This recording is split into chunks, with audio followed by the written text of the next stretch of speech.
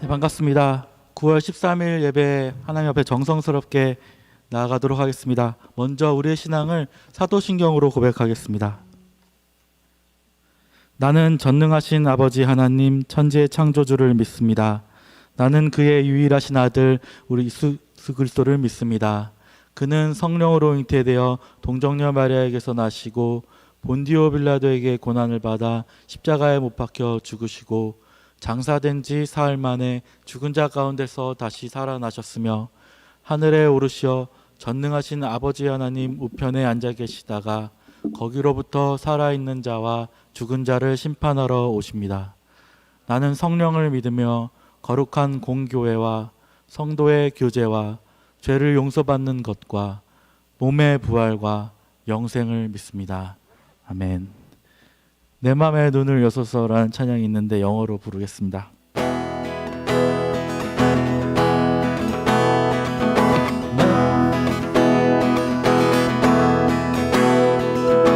Open the eyes of my heart, Lord. Open the eyes of my heart. I want to see you. I want to see you. Open the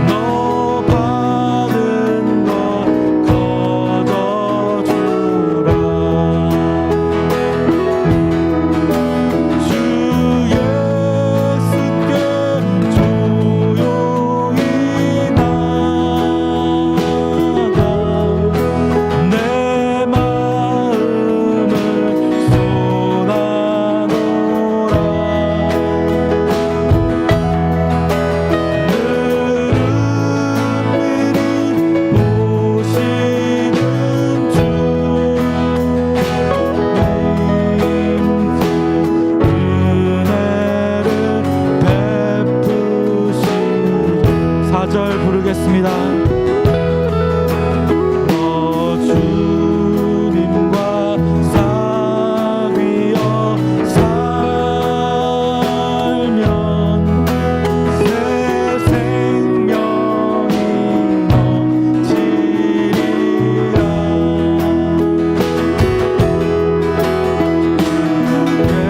예수를 찾는 이 앞에 참 밝은 빛 비추어라. 주 예수께 조용히 나아가 내 마음을 쏟아놓으라.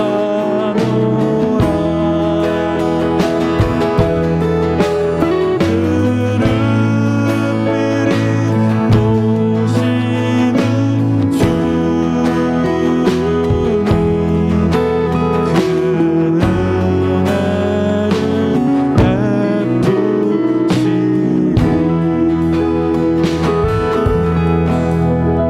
이 시간에 이상준 집사님 나오셔서 우리를 위하여 대표기도 인도해 주시겠습니다.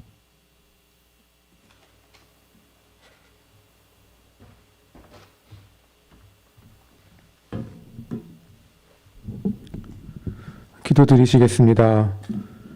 하나님 아버지, 우리를 사랑하셔서 이곳에 불러주시고 함께 예배 드리게 해주심에 감사합니다. 우리가 모이기 힘든 시기이지만 이렇게 예배당과 각자의 가정에서 하나님께 예배 드리기 위해서 이 시간 주님 앞에 우리의 마음을 드립니다. 한 주간 살면서 가졌던 힘든 마음들과 죄들을 주님 앞에 내려놓습니다. 사랑이 많으신 하나님께서는 이런 죄짓고 연약한 우리들을 그래도 사랑한다고 하셨습니다. 이런 주님의 사랑이 얼마나 감사한지요. 오늘 예배 시간 동안 주님과 더 가까워지고 회복이 있는 시간이 되길 기도합니다. 주님, 우리 새생명교회 성도들을 위해 기도합니다. 저희 모두들 각자 서로 다른 문제들을 가지고 있습니다. 건강의 문제, 학업, 진로, 직장, 육아 등 많은 고민들로 힘들어하는 성도들이 있습니다. 주님, 우리가 이러한 고민들을 주님 앞에 내려놓고 더욱더 기도에 힘쓸 수 있기를 원합니다. 주님의 뜻을 구하게 해주시고 주님께서 보시기에 좋은 방향으로 인도해 주세요. 특히 건강에 문제가 있는 성도들을 보살펴 주시고 하루빨리 치유될 수 있도록 도와주세요. 주님, 우리들 모두는 혼란스럽고 익숙하지 않은 환경에 처해 있습니다. 바이러스의 위험 때문에 사람들 사이의 접촉을 피해야 하고 이 때문에 새로운 생활 형식을 받아들여야 하는 상황입니다. 이 때문에 생기는 여러 사회 현상들을 보면서 우리가 크리스천의 정체성에 대해서 다시 생각해보는 기회가 되기를 기도합니다. 주님, 우리가 이런 혼란스러운 시대에 살고 있지만 주님이 주신 가르침을 붙들고 서로를 사랑하고 말씀을 마음속 중심에 품고 살 수 있기를 기도합니다. 이를 통해 이 힘든 시기에 흔들리지 않고 크리스천으로서의 삶을 살 수 있도록 도와주세요. 주님, 우리를 예배로 불러주심에 감사합니다. 오늘 목사님께서 전하실 말씀에 귀를 기울일 수 있도록 도와주시고 주님 함께 해주셔서 은혜로운 시간이 될 수 있기를 기도드립니다. 이 모든 말씀 예수님의 이름으로 기도드렸습니다. 아멘.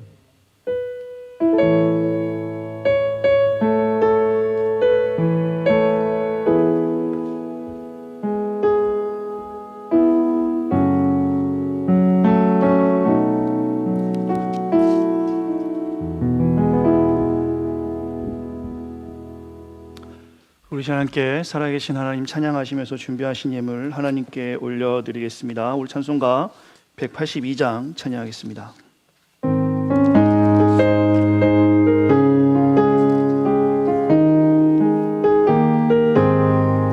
강물같이 흐르는 기쁨 성령 강림함이라 정결한 맘 영원하도록 주의 고초되겠네. 주님 주시는 참된 평화가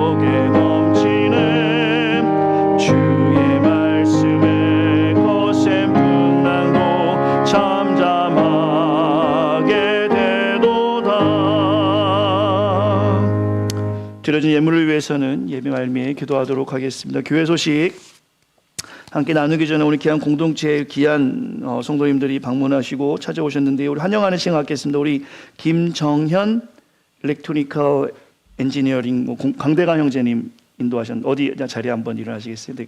김정현, 네. 아유, 키도 크고 잘생겼습니다. 유유상종이라고 잘생긴 사람은 잘생긴 사람만 다니는 것 같습니다.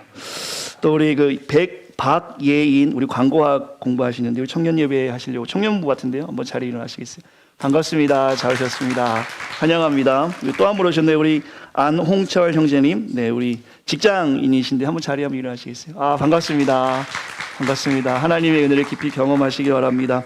모이기 어려울 이때 계속해서 하나님께서 귀한 공동체에 귀한 동역자들을 보내주심에 참 감사하다는 생각을 참 많이 하게 됩니다. 큰 은혜의 시간 되시고 먼저 온 성도들은 오늘 새로 오신 분들을 귀하게 환영해 주시면 감사하겠습니다. 교회 소식 나누겠습니다. 우리 교회는 방역을 철저히 하며 현장 예배를 합니다. 주일 오전 11시 지금 현장에서도 하고요. 온라인으로도 예배하고 있습니다. 또한 새벽 예배는 오전 6시 화요일, 목요일, 토요일에 새벽 예배하고 있고 이번 주부터는 열왕기 상해 강해가 들어갈 것 같습니다. 사무엘 상하를 마무리하고요. 아마 열왕기 상 강해가 될 것 같습니다. 2020년 하반기 구역이 편성되었습니다. 연령별대로 했어요. 비대면 시대여서 많이 모일 수 없겠지만 이번 기회를 통해서 영적 교제가 더 충만해지길 바라고 이것을 위해 수고해 주시는 우리 구역장님께도 참 감사드립니다. 어제 우리 운영위원들이 새벽 예배 마치고 교회를 한번 청소를 싹 했습니다. 앞으로 이 구역별로 돌아가면서 교회 이렇게 청소를 좀 해야 될 것 같은데요. 이 부분도 잘 섬겨주셔서 그냥 공동체가 교제가 넘치는 그런 공동체가 되었으면 합니다. 감사합니다. 매주 목요일 매거진 계속 나아가고 있죠? 보고 계시죠? 네, 감사합니다.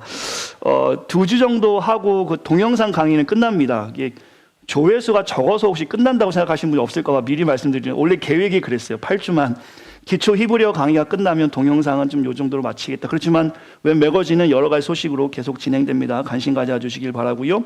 헌금은 현장이나 온라인으로 하실 수 있고요. 예배 후 청년 모임이 이 예배당에서 있습니다. 나가지 마시고 예배당에서 모여주시길 바랍니다. 매주 금요일 우리 유스그룹도 모이고 있어요. 안전하게 모일 수 있도록 많은 관심과 기도 또 봉지 과자 정도의 간식은 충분히 먹을 수 있으니 혹시 마음이 감동되시는 분은 교회로 보내시면 잘 나눠주겠습니다. 반응이요? 네. 혼자 얘기하는 것 같아서. 네. 계속해서 코로나의 종식을 위해서 많이 기도해 주시고 주변에 적극적으로 사랑을 실천하는 공동체를 위해서 많은 기도 부탁드리고요. 성도들 가운데 혹시 코로나 확진을 받거나 잠재적 노출이 의심되는 성도들 계시면 교회 현장 예배 출석을 좀 지양해 주시고 자가격리로 스스로가 좀 판단하셔서 지혜롭게 분별력 있게 우리가 함께 예배에 힘쓸 수 있는 시간 되었으면 좋겠고요. 우리 성도님들 건강을 위해서 늘 기도하도록 하겠습니다. 2021년 계획을 세워 나가고 있습니다. 이제 2020년 9월인데 교회는 2020년 12월로 회기년도를 마감하고 또 이제 운영위원들을 새로 선출해야 되고 2021년 행사를 이제 준비하게 되는데요. 교회에서는 이제 앞으로 같이 섬겨야 될 분들에 대해서 기도하고 있고 또 조심스럽게 또 정성스럽게 저희가 이렇게 프로포즈도 하려고 합니다. 기도해 보시면 혹시 이런 프로포즈를 받으시는 분들은 교회를 위해 마음을 다해서 기도해 주시고 함께 동참해 주시기를 또한 부탁을 드리겠습니다. 네, 됐네요. 하나님 말씀 같이 나누겠습니다. 오늘 보실 하나님 말씀은 로마서 14장 1절에서 6절까지 하나님 말씀이고요. 복음 스페셜리스트라는 큰 주제의 45번째 말씀으로 오늘 하나님께서 우리 공동체에 허락해 주셨습니다. 로마서 14장 1절에서 6절까지의 말씀입니다. 성경이 있으신 분은 성경을 보시고요. 성경이 없으신 분들은 앞에 있는 슬라이드를 보시면 되겠습니다. 로마서 14장 1절부터 6절까지 말씀 제가 봉독하겠습니다. 살아계신 하나님 말씀입니다. 믿음이 연약한 자를 너희가 받되 그의 의견을 비판하지 말라. 어떤 사람은 모든 것을 먹을 만한 믿음이 있고 믿음이 연약한 자는 채소만 먹느니라. 먹는 자는 먹지 않은 자를 업신여기지 말고 먹지 않는 자는 먹는 자를 비판하지 말라. 이는 하나님이 그를 받으셨습니다. 남의 하인을 비판하는 너는 누구냐? 그가 서 있는 것이나 넘어지는 것이 자기 주인에게 있음에 그가 세움을 받으리니 이는 그를 세우시는 권능이 주께 있음이라. 어떤 사람은 이 날을 전날보다 낮게 여기고 어떤 사람은 모든 날을 같게 여기나니 각각 자기 마음으로 확정할지니라.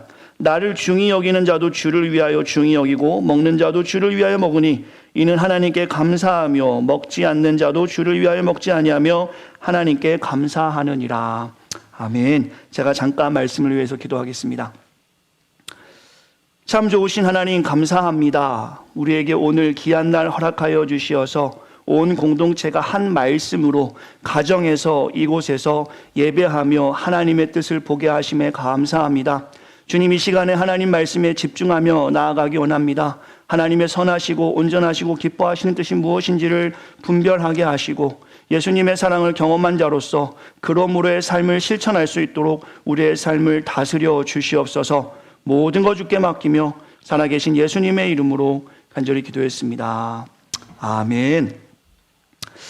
오늘 말씀의 제목을 한번 읽어보시겠습니까? 노란색 글씨입니다. 읽겠습니다. 시작. 아디아포라의 문제에서. 네, 이게 무슨 말인가? 오늘 말씀을 좀 들어보시면 쉽게 이해되실 것 같아요. 오늘 말씀은 교회 공동체가 회복되는 말씀입니다. 오늘 말씀만 우리가 잘 마음에 새기면 다시금 하나님께서 이 교회 공동체를 통해서 하나님이 이 땅에 많은 열매를 맺게 하실 말씀이에요. 사실 이 말씀은 오늘 딱 주어진 말씀은 아니죠. 이미 성경이 우리에게 주어졌을 때 하나님 이렇게 말씀해 주셨지만 우리가 이 말씀대로 살지 못했던 모습들을 다시 한번 반추해보고 짧은 시간이 될 것 같아요. 오늘 말씀은 어떤 그 적용적인 부분을 먼저 하고요. 다음 주에 제가 이 말씀을 동일하게 교리적인 부분으로 좀 다루려고 합니다. 오늘 말씀은 길지는 않을 것 같아요. 그러나 이 말씀이 교회 공동체뿐 아니라 가정, 부부끼리 혹은 부모와 자녀끼리도 아주 중요한 말씀을 깨닫게 됩니다. 우리 성도들에게 꼭 큰 은혜 또는 도전의 시간이 되기를 간절히 소망하는 마음으로 하나님의 말씀 나누겠습니다. 우리 성도님들 방탄소년단 아시죠? BTS 아마 모르시는 분 없으실 것 같아요. 저도 이 친구들을 잘 알지는 못하지만 예전에 한 2년 전에 제가 이 친구들이 막 떴을 때 한번 제가 하나됨에 대해서 설교를 한번 한 적이 있습니다. 한국인이죠. 한국 가수지만 이들이 얼마나 유명한지는 전 세계적으로 얼마나 인기가 있는지는 우리가 알게 됩니다. 이 BTS를 제작한 사람이 방시혁이라는 저 위에 있는 사람인데요. 그 사람에게 이 BTS가 왜 인기가 있는지 사람들이 물었어요. 왜 다른 가수들과 어떠한 차별점이 있기에 이 BTS가 이렇게 유명하냐라고 했더니 그가 이렇게 이야기합니다. 팬들과 인간 대 인간으로 소통하고 선한 영향력을 주길 힘쓰며 수직적인이 아닌 수평적인 리더 그리고 진실함, 이러한 철학이 인기의 비결이다. 사람들이 이제 방탄소년단의 음악에 공감한다. 이 소통, 뭔가 갑과 을의 관계 혹은 연예인으로서 저 높이 있고 팬들이 밑에 있는 것이 아니라 수평적인 관계로 소통하는데 많이 힘을 쓴다라고 이야기하고요. 이 제작자의 철학이 고스란히 방탄소년단에 물들었고요. 이제 그들의 음악이 세상 사람들에게 감동도 주고 소통도 되게 합니다. 하물며 그들이 영어가 아닌 한국어로 노래를 하는데 이 영어권 사람들이 한국말의 노래를 따라하는 것, 참으로 대단한 일들을 우리가 보게 됩니다. 이런 일들이 어떻게 일어날 수 있었는가? 온전한 소통. 이 제작자의 철학이 가수들에게 고스란히 스며들었고 그들이 팬들과 아미라고 합니다. 저도 아미 출신입니다. 99년도 군대 갔다 왔으니까요. 예비역 병장인데요. 그 아미들과 신실하게 혹은 온전하게 소통함으로 그들의 영향력을 우리가 볼 수 있게 됩니다. 저는 오늘 이 단어에 좀 주목해 보고 싶어요. 소통. 오늘 로마서의 본문에서 우리 기독인들의 관계에서 매우 중요한 가르침을 주고 있는 것입니다. 다른 사람들 혹은 멀리 있는 사람들이 아니라 공동체 안에 있는 예수님을 구주로 영접한 사람들의 관계에서 중요한 가르침을 주고 있어요. 지난주에 강조했던 하나님의 사랑을 경험한 기독인에게 또 하나의 로마서 12장 말씀부터 주목한다면 그러므로의 삶이 무엇인지를 말씀해 주고 있는 것인데요. 오늘 본문을 보시면 바울이 믿음이 연약한 자의 말과 행동에 대해서 어떻게 해야 하는지 가르침을 주고 있습니다. 1절에 보시면 믿음이 연약한 자를 너희가 받되 그의 의견을 비판하지 말라라고 말씀하죠. 이 가르침은 믿는 자들끼리의 소통이 매우 중요함을 말씀하고 있습니다. 하나님은 오늘 본문의 바울을 통해서 당시의 헬라인 또는 유대인으로 구분하지 않고 믿음이 연약한 자를 서로 받아 용납하라고 말씀하고 있어요. 그렇다고 우리가 한번 생각해 보아야 될 것입니다. 오늘 본문에서 말씀하시는 믿음이 연약한 사람들은 누군가? 당시의 상황을 좀 이렇게 생각해 볼게요. 당시로 우리가 좀 이렇게 들어가면 좋겠어요. 일반적으로 초대교회 공동체 안에는 유대인들이 있었고 또한 헬라인들이 있었습니다. 개종한 유대인들이죠. 유대인들은 율법에 맞지 않는 삶을 사는 헬라인들에게 늘 그들의 믿음이 연약하다라고 말했습니다. 반대로 헬라인은 이미 율법에 얽매일 필요가 없이 우리가 자유해졌는데 율법에 얽매여 사는 유대인들을 보고 믿음이 연약한 자라고도 이야기했어요.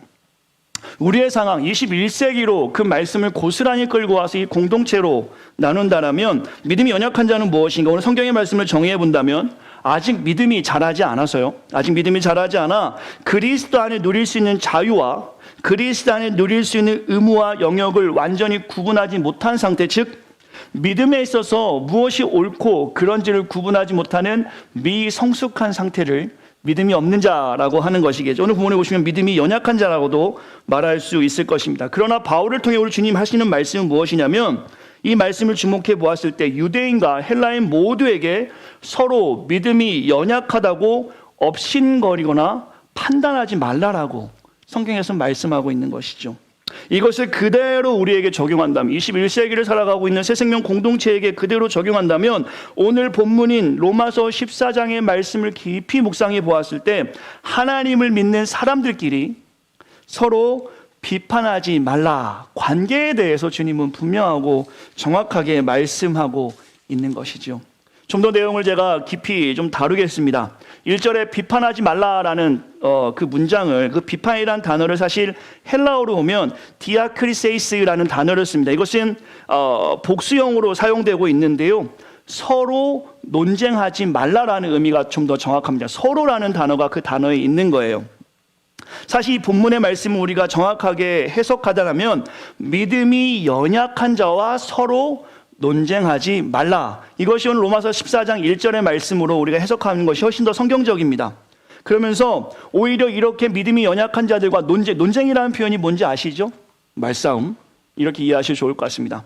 이렇게 함으로 오히려 그 믿음이 적은 자들이 교회에서 멀어질 수 있다는 것을 지적하는 거예요. 사실 이것은 소통이 불통이 되는 과정을 성경에서는 분명하게 말씀해주고 있는 것이죠. 9절에 보시면요, 제가 다음 주에 강의를 하겠지만 9절에 보시면 하나님께서는 이러한 자, 믿음이 연약한 자 때문에서도 죽으셨음을 분명하게 말씀하고 있으면서 믿음이 연약한 자를 그대로 받으라라고 성경에서 말씀하고 있습니다. 그렇다고 오늘 본문의 배경을 좀 살펴보셔야 할 것 같아요. 어떤 문제가 있었기에 이런 말씀을 주님이 하시는 걸까? 3절부터 좀 보시면요, 음식물에 대한 문제가 있었습니다. 이 부분은 제가 다음 주에 좀 다룰 건데요. 당시에 믿음이 있던 자들이라고 할게요. 믿음이 있던 자들은 거리낌 없이 모든 음식을 취했습니다. 먹을 수 있었어요. 이것은 바울도 같은 입장이었습니다. 그러나 한편 음식을 모든 걸 먹지 않고 채소로만으로 규정하는 사람들도 그 안에 있었습니다. 이런 이유로 먹는 것에 대해서 자유한 사람들은 믿음이 있다라고 생각했고, 반대로 먹는 것을 자유하게 먹지 못하는 사람들에게 믿음이 연약한 자라고 지적하는 장면들이 있었다라는 것이죠. 이때 바울이 그 공동체 안에서 그 모습을 보고 4절에 이렇게 이야기하는 것입니다. 4절 보시겠습니다. 제가 한글로 적어놨죠. 노란 글씨입니다. 남의 하인을 비판하는 너는 누구냐? 그가 서 있는 것이나 넘어지는 것이 자기 주인에게 있음에 그가 세움을 받으리니 이는 그를 세우시는 권능이 주께 있음이라. 오늘 말씀의 핵심 구절인데 이 말씀은 서로 비판 혹은 논쟁하지 말아야 함을 성경에서 말씀하고 있습니다. 4절 말씀은 무엇이냐면요, 하나님께서 주인이시고 우리는 하나님의 종이다. 그렇죠? 이것을 말씀하면서 이런 놀라운 진리가 있는데, 하인 가운데 하나가 주인의 역할을 가로채고 다른 하인들에게 자신의 기준을 강조하면 안 된다라는 것입니다. 그러면 불화, 문제가 생길 수밖에 없다라는 거. 직장생활 해보셨어요? 한번 해보셨을 거예요. 주인이 뻔히 있는데 나보다 한 달 먼저 들어온 사람이 주인 행세하는 거예요. 안 해보셨어요? 일? 아르바이트? 전 해봤어요. 일 힘든 건 참아도 사람 힘든 건 못 참는 게 그거예요.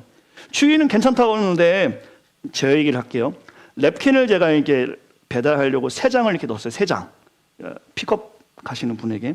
그랬더니 같이 아르바이트하는 분이 종이 아끼라고 napkin을 1장만 들어가는 거예요. 주인이 그러면 제가 이해하는데 뭐 그런 거예요. 이해하시겠죠? 오늘 본문에 사도 바울이 그 말씀하고 있는 거예요. 남의 하인을 비판하는 너는 누구냐?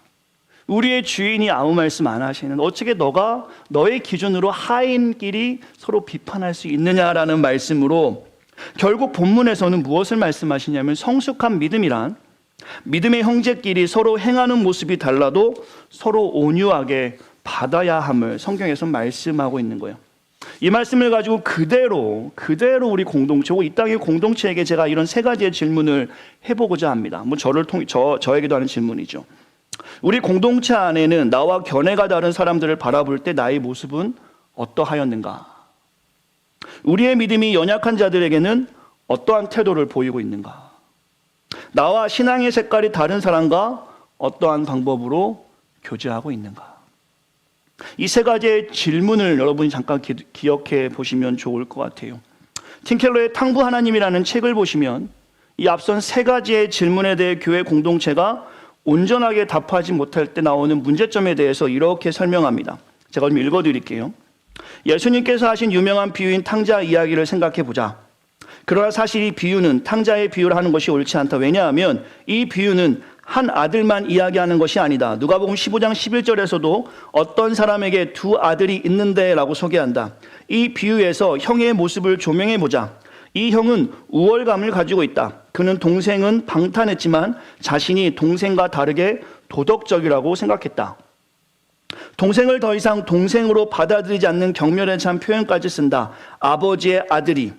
이 형을 상징하는 모습은 부지런한 노력, 도덕성, 아주 똑똑한 지식의 자아상이다. 스스로 의롭게 여기는 형의 태도는 인종차별과 계급주의를 유발할 뿐 아니라 개인적 차원에서 용서에 인색한 비판적 자세를 갖는다. 이런 형은 동생을 용서할 수 없다. 동생은 집안의 위상을 실추시켰으며 가문의 명예를 더럽혔고 가산을 탕진했다. 형은 동생이 방탕하게 살아가는 동안 자신은 집에서 깨끗하게 살았다는 것을 강조한다. 형은 자신을 인류라는 죄인 공동체의 일원으로 보지 않기에 매우 중요한 부분입니다. 상대를 향해 우월감을 품은 상태에서 용서하기란 불가능하다. 지금 공동체, 교회 공동체에는 이런 형들이 가득하다. 이 때문에 아주 많은 동생들이 집을 나가고자 한다. 내가 섬기는 유혹 도시에는 이러한 동생들이 수두룩하다. 즉 비유에 나오는 동생 부류의 사람들이 우리 교회에는 30% 넘게 찾아온다. 복음을 온전하게 이해하지 못한 형 부류의 사람들에게서 벗어난 것이다. 주님은 이 비유에서 무엇을 말씀하시는 것일까? 팀 켈러의 이 글에서 여러분은 지금 무엇을 느끼십니까? 이 해석을 완전하게 동의하기 어렵더라도 집 나간 동생을 두둔하는 것은 아니지만 동생의 부류에게 모든 것을 탓하지 말아야 한다는 것에 대해서는 오늘 로마서 14장의 해석과 동일한 해석으로 볼 수 있습니다. 1절, 믿음이 연약한 자를 너희가 받되 그의 의견을 비판하지 말라. 논쟁하지 말라라고 해석하는 것이 더 올바르겠죠. 주님의 말씀 그대로 이해할 수 있어요. 저는 오늘 본문에서 이 부분을 교훈점으로 여러분과 나누고자 합니다. 다른 사람을 비판 혹은 판단, 논쟁하지 말라. 이것이 첫 번째 오늘 본문을 통해서 주님이 우리 공동체에게 주시는 교훈점인데요. 이것은 로마서 12장에서 우리가 계속 말씀을 나누고 있는 그러므로의 삶, 하나님의 사랑을 알고 있다면 이제 그러므로 이렇게 살아라라는 것에서 이제 우리가 어떻게 살아야 하는가에 대해서 공동체 안에서 서로 비판하지 말라라고 성경에서는 분명하게, 특별히 믿음이 연약한 자에게 비판하지 말라라고 이야기하는 것이, 이것은 적극적 소통의 방법이 됩니다. 바울은 조금 더 구체적으로 왜 이렇게 해야 하는지도 성경에서는 설명하고 있어요. 왜 우리는 비판하지 말아야 하는가? 아주 중요한 말씀인데요. 바울은 서로 판단하는 것이, 서로 비판하는 것이, 서로 논쟁하는 것이 그리스도의 정체성을 흔드는 일임을 이야기합니다. 무슨 말입니까? 우리가 서로 비판하거나 논쟁할 때 우리의 정체성이 흔들린다는 것이에요. 10절 말씀 보시겠습니까? 제가 노란색으로 적어놓은 눈으로 한번 읽어보시기 같이 읽겠습니다. 시작. 내가 어찌하여 내 형제를 비판하느냐? 어찌하여 내 형제를 업신여기느냐? 우리가 다 하나님의 심판대 앞에 서리라. 이 말씀의 한 구절을 여러분들이 지금 무슨 말씀인지 쉽게 이해할 수 있으시겠어요? 모든 사람은 결국 하나님 앞에 서게 됩니다. 심판의 자리에 나가게 되죠.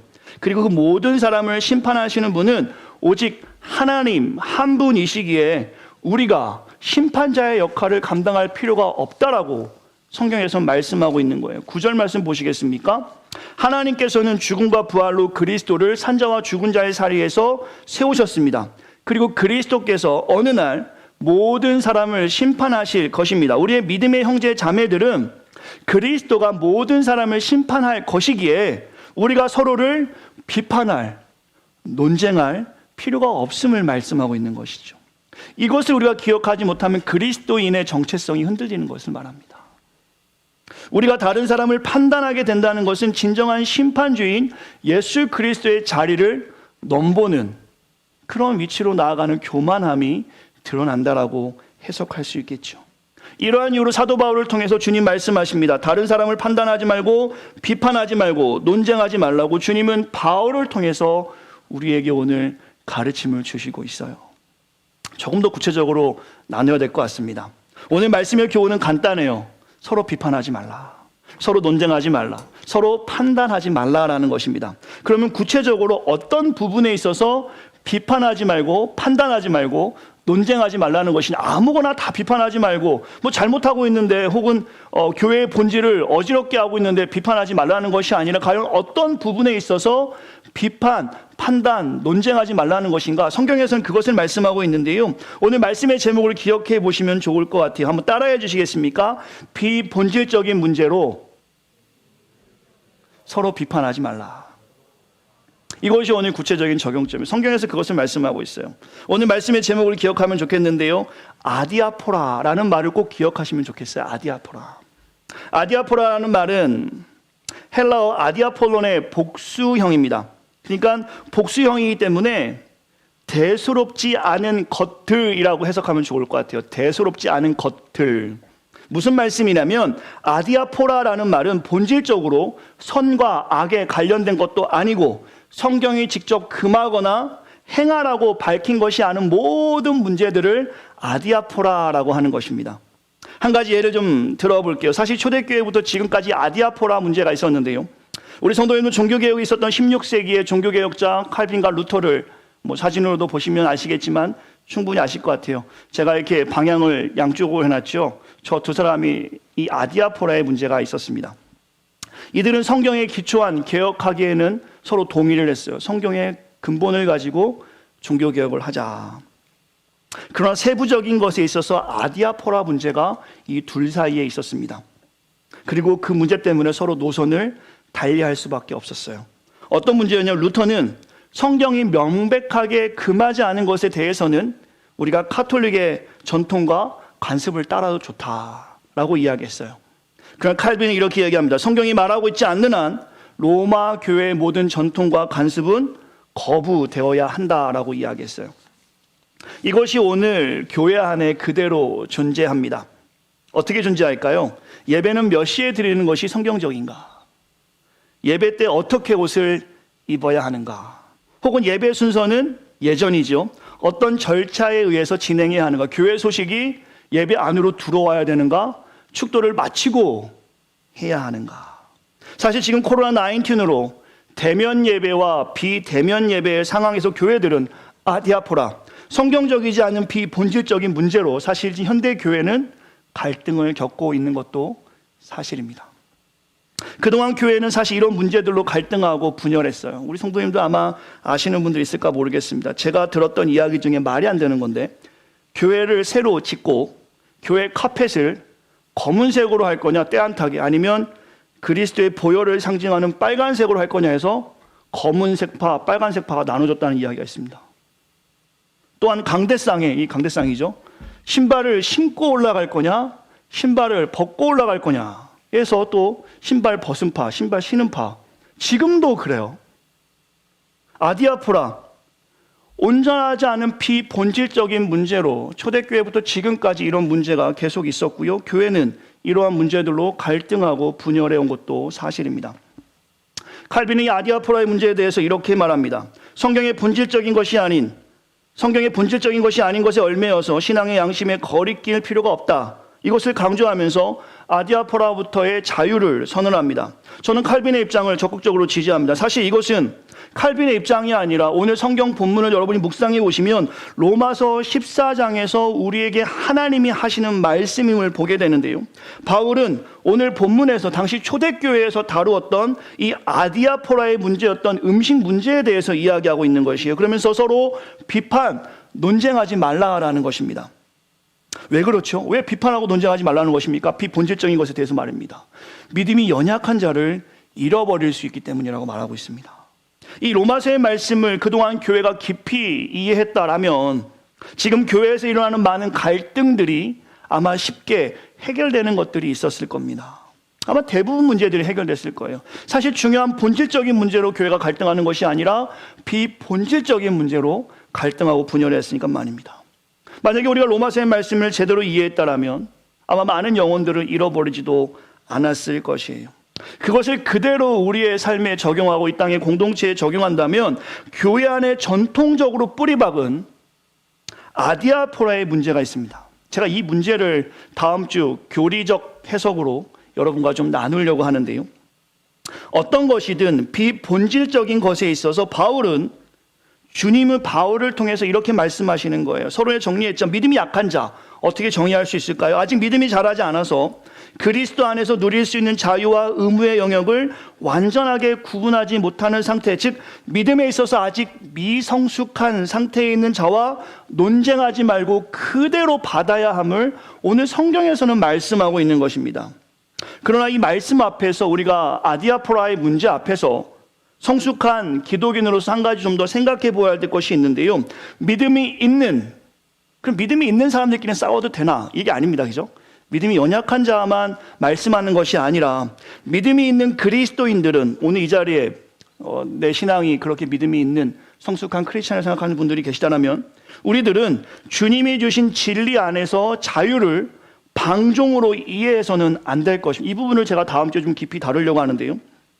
악한 형제들의 무지들을 우리는 생각해 봐야 합니다. 연약한 자가 아니라 악한 형제들이 있다는 것이죠. 악한 형제들의 무지를 생각하면서 자유의 사용을 조절할 필요도 있음을 성숙한 기독인들은 알아야 한다는 것이죠. 다음의 말씀의 근거가 될 수 있겠죠. 먹든지 마시든지 무엇을 하든지 하나님의 영광을 위해서 하라. 이 말씀의 근거에서 믿음이 성숙한 자들은 코람데오의 자세도 지금 이 땅에 필요함을 우리가 기억해야 합니다. 코람데오가 뭡니까? In front of God, 하나님 앞에 서 있는 것처럼 우리의 자세가 그래야 된다는 것도 우리가 기억하면 좋겠어요. 오늘 말씀의 구체적 적용점, 우리의 신앙에서 성숙한 믿음 생활과 진리 안의 자유가 전제되어야 하는 것인데요. 말씀을 제가 마무리하겠습니다. 다음 주에 다룰 말씀이기도 하지만 13절의 말씀을 같이 한번 읽으면 좋겠어요. 오늘 말씀의 마무리이자 다음 주에 말씀에 시작하는 첫 번째 키 센텐스인데요. 같이 읽겠습니다. 시작. 그런즉 우리가 다시는 서로 비판하지 말고 도리어 부딪힐 것이나 거칠 것을 형제 앞에 두지 아니하도록 주의하라. 두 개의 조건절이 이 안에 있습니다. 로마서 14장 1절부터 12절까지 믿음이 약한 형제와 논쟁하지 말라가 이 앞에 있는 부분이 서로 비판하지 말고 요까지고요.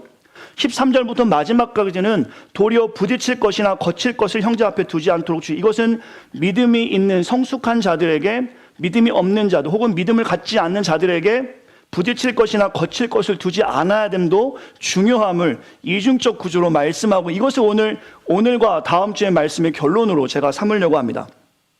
오늘 본문의 원리는 하나예요. 하나됨, 소통의 원리입니다.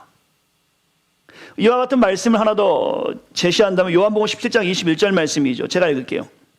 아버지요 아버지께서 내 안에 내가 아버지 안에 있는 것 같이 그들도 그리스도인들도 다 하나가 되어 우리 성삼위 하나님 안에 있게 하사 세상으로 예수를 믿지 않는 사람을 포함한 믿음이 연약한 자들 하나님 아버지께서 나 그리스도를 보내신 것을 믿게 하옵소서. 우리가 왜 하나가 되어야 하는가? 우리가 왜 소통하여야 되는가? 우리가 왜 믿음이 연약한 자를 그대로 받아야 하는가? 믿음이 연약한 자들과 왜 논쟁하지 말아야 하는가의 가장 중요한 이유는 결국에는 복음을 증거하기 위해서입니다. 오늘 말씀이 사도 바울을 통해서 주신 이유는 바로 믿음이 연약한 형제들과 논쟁할 때 아디아포라, 즉 비본질적인 문제로 그들을 비판하고 그들을 논쟁할 때 그들이 교회를 떠날 수 있기 때문에 비본질적인 문제에 있어서는 그대로 받으라고 우리 주님께서는 공동체에게 가르침을 주시고 있다는 것이, 그 이유는 무엇입니까? 바로 그리스도가 이 땅에 오신 것을 우리에게 전할 사명을 주셨기 때문이죠. 이것이 바로 오늘 본문의 말씀을 우리가 깊이 이해할 때 주시는 하나님의 놀라운 역사임을 알게 됩니다. 이러한 이유로 우리의 삶을 좀 돌아보겠습니다. 만약 교회가 지금 한번 생각해 보세요. 이 땅에 좋은 영향력을 끼치지 못하고 있다면, 혹은 교회 안에 갈등과 분열이 있다면, 혹은 복음을 온전히 우리가 전하지 못하고 있다면 그 이유는 명확해짐을 우리는 확인할 수 있게 됩니다. 무슨 문제입니까? 바로 하나 되지 못하고 소통하지 못하는 데서, 특별히 믿음이 연약한 자를 비판하고 논쟁하는 데서 우리가 하나님의 사명을 잘 감당하지 못함으로 교회 공동체가 힘있게 사명을 감당하지 못하는 것으로 우리가 확인할 수 있겠지요. 여기서 하나 우리가 좀 더 주의해서 봐야 되는데, 우리의 기득권을 위해서 하나 될 필요는 없습니다. 예를 들어서 교회의 이익단체처럼 교회가 이익을 손해볼까봐 하나 될 필요는, 이것을 말씀하는 것이 아니에요. 왜 하나 돼야 되는가? 왜 소통해야 되는가? 왜 믿음이 연약한 자를 받아야 하는가? 논쟁하지 말고, 혹은 그들 앞에 거칠 것을 두지 말아야 되는가? 그 이유는 무엇입니까? 바로 복음을 전하기 위해서. 이것 때문에 오늘 말씀이 우리에게 전해진 것이죠. 아디아포라의 비본질적인 문제 때문에 우리는 갈등이 생기지 않도록 주의해야 합니다. 이것을 정확하게 알아야지만이 우리가 교회 공동체 안에서 하나님의 사랑을 적극적으로 실천할 수 있는 것이겠죠. 그래야 논쟁, 비판이 없는 사랑 공동체를 이끌어갈 수 있는 것입니다. 구체적인 것들은 제가 다음 주에 조금 다룰게요.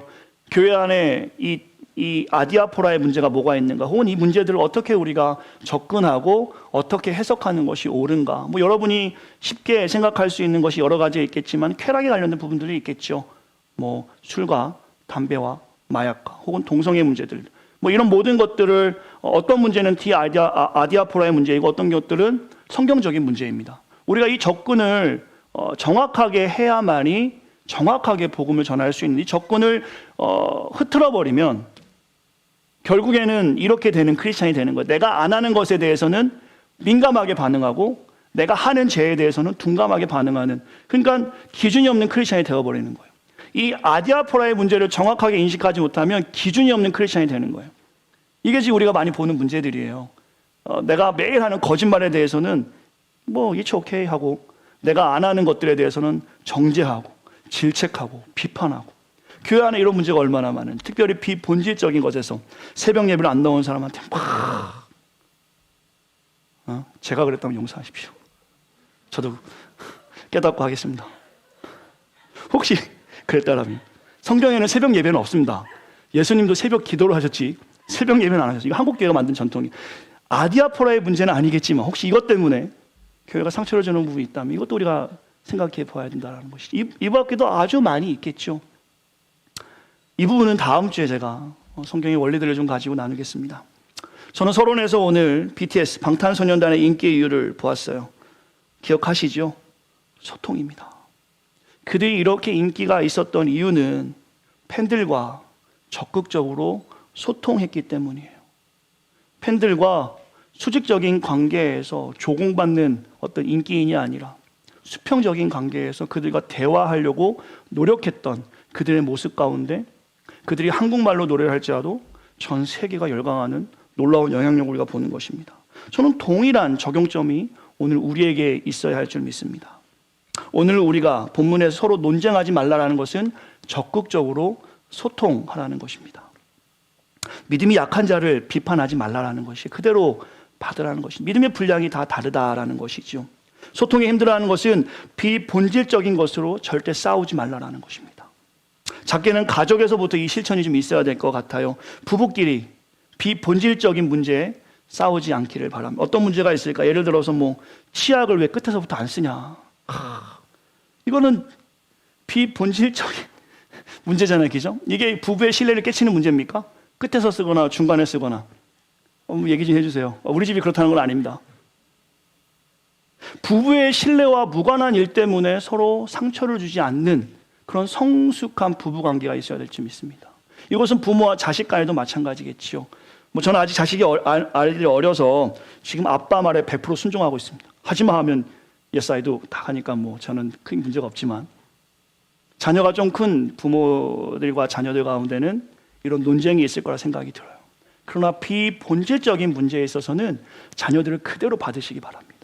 사랑으로 품고 기도해 주시고 돈드댓 하기 전에 그 자녀를 위해서 아침에 깨어서 기도한다면 이거 훨씬 더 효과적인 방법이 아닐까 저는 생각이 들어요. 비본질적인 문제에 있어서 우리는 가감하게 내줄 수 있는 성숙한 크리스찬의 모습을 갖기를 소망합니다.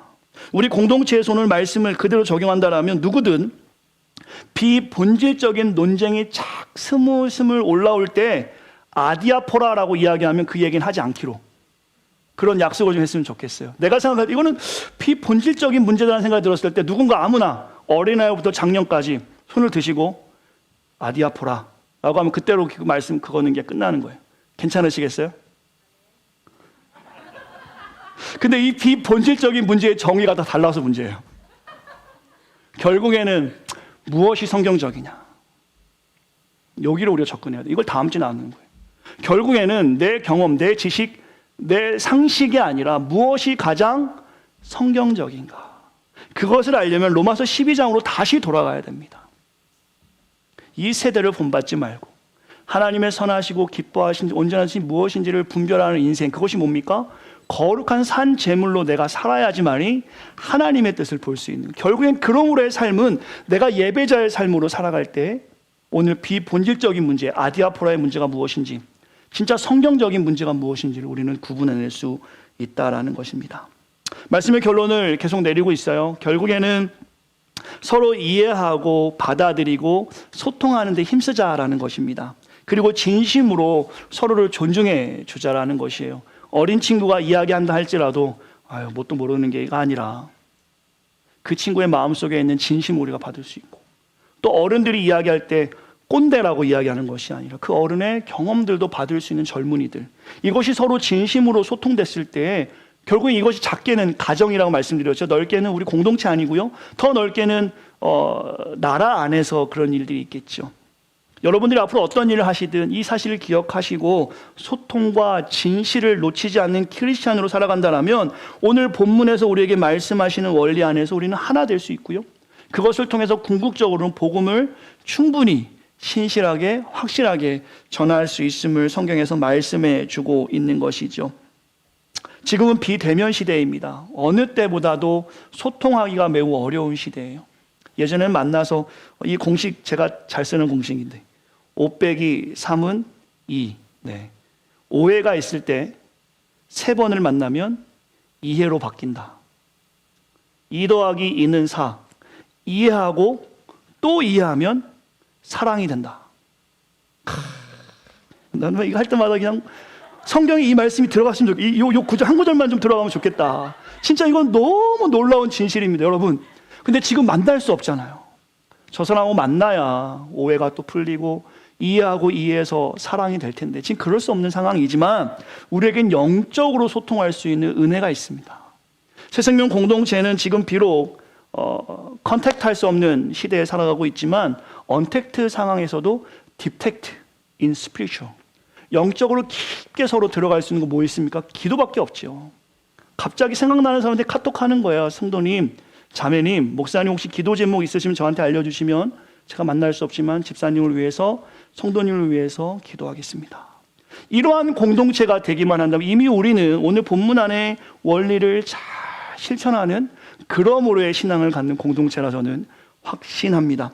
우리 공동체가 그렇게 살아가길 소망하며 앞에 있는 슬라이드 Just Do It, 그저 지금 시작하시면 됩니다.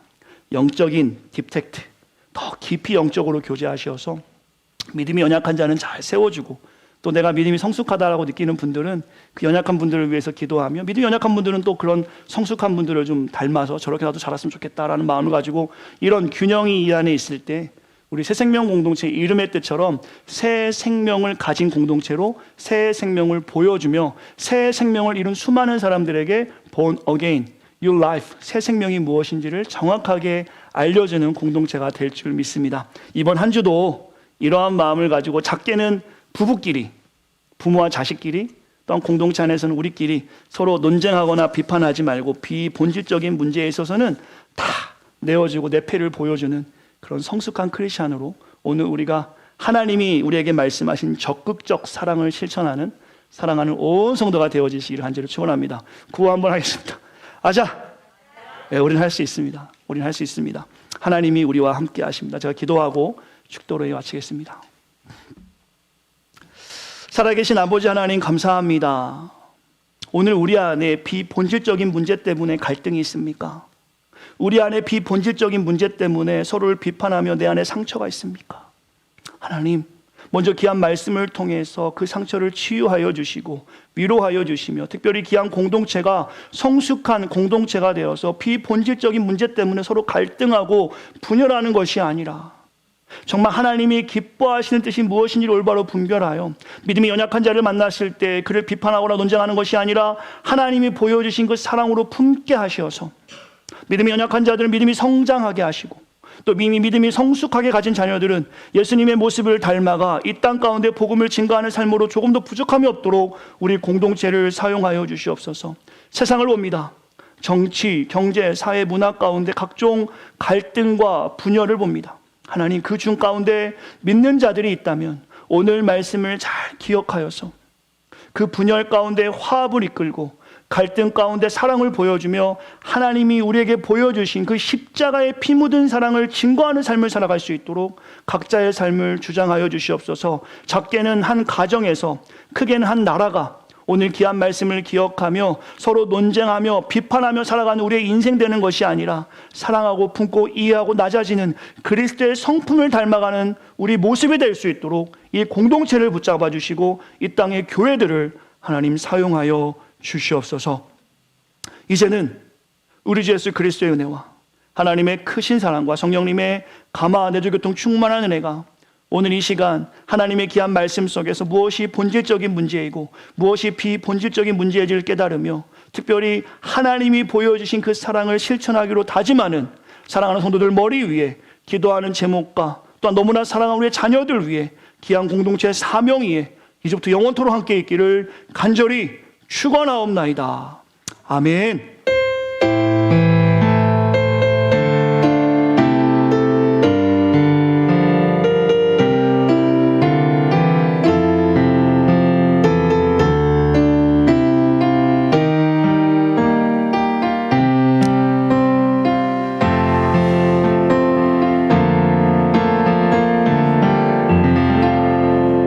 감사합니다. 예배를 마쳤습니다. 오늘 가정에서 예배하시는 성도님들도 너무 환영합니다.